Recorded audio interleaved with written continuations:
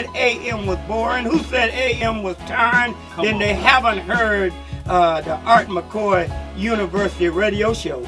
The University of Common Sense. Your concern, and I believe that marijuana should never be in nobody's system, because a lot of times they use it for medicine, and a lot of people get their hands on it and ain't nothing wrong with them, and then when they go on to get a good job, they might hurt themselves on the job and everything. Cleveland Clinic don't even want no smoking in their building, so why would we want somebody to come in on the job already high, and then if they hurt themselves or something like that, is a price to pay, you know?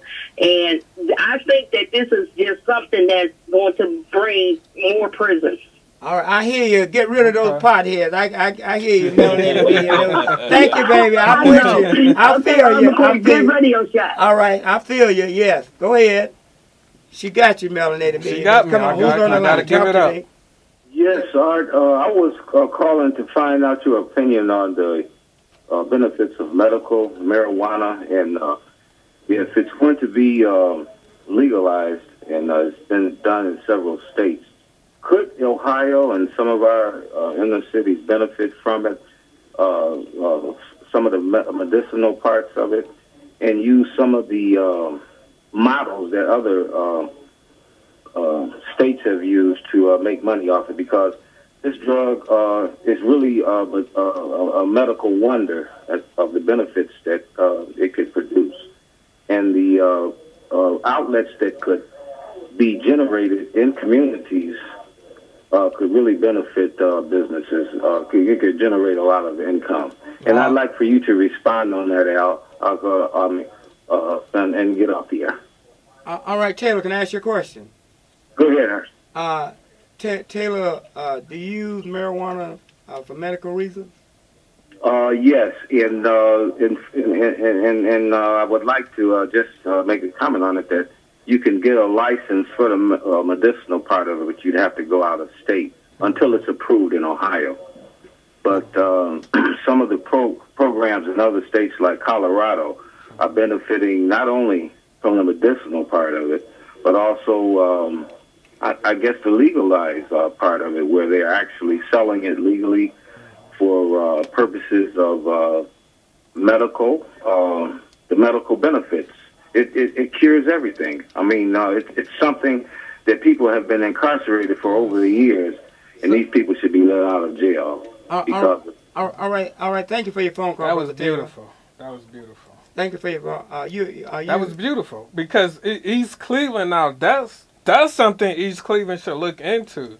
Because if you could get a dispensary in East Cleveland and just make money off the taxes, and you're not displacing residents or anything or whatever, any kind of controversy, and it would be something that could help the elderly population in East Cleveland. Like I said, it generates taxes, and they'll have a lot of taxes to work with to fix the roads and revamp the houses and different things like that. That was a beautiful idea. All right, and I agree with you. But don't you think that not only is medical marijuana coming to the state, also just marijuana period?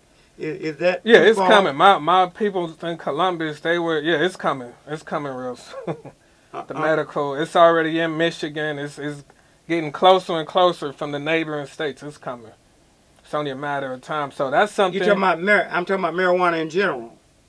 I understand. I understand. Oh, I thought you were talking about medical. Medical marijuana is almost in fact, right? Yeah. All right, it's happening. I'm talking about marijuana in general. Oh, the legalization.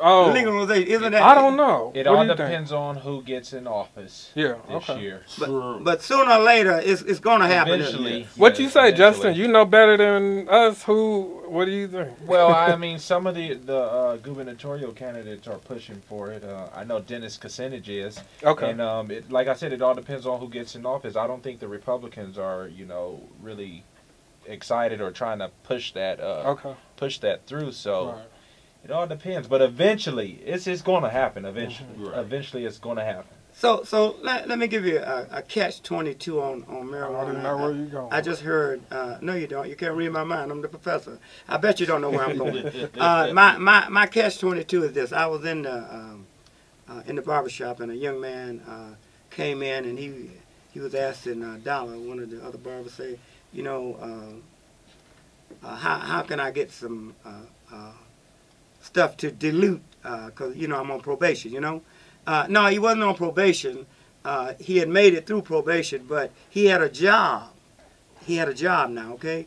And, you know, certain jobs, they do check for marijuana, and to stay employed, you got to be marijuana free. And you know how long marijuana stays into the system. So my question is this. At some point down the line, will it be another hindrance for black employment when it comes to legalizing marijuana and everybody smoking it, but the job says that you can't smoke it, you can't have marijuana in your system? Will this be another deterrent to the black job market, particularly young black men, young black women? Oh, I believe so. Because a job, even though it's legal, a job says you can't smoke it, right? If we give you a test and you're smoking it, you lose your job. Yeah. So this is it's a catch-22 here, you know. Some jobs I don't believe you should be able to.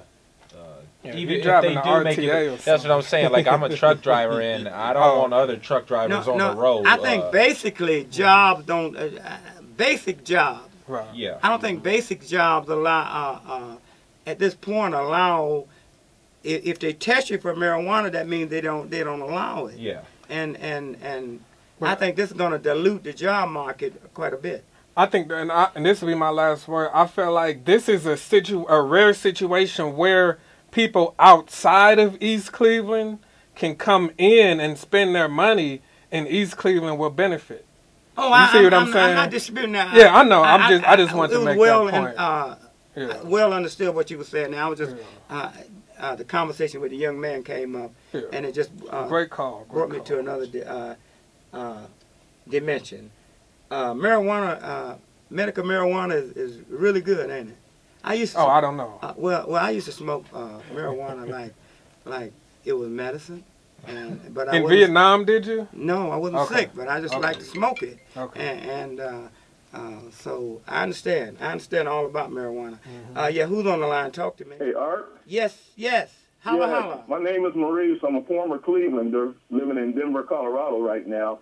A comment on the marijuana issue. Yeah. Here in Colorado, the marijuana is legal. They have both recreational and medical marijuana.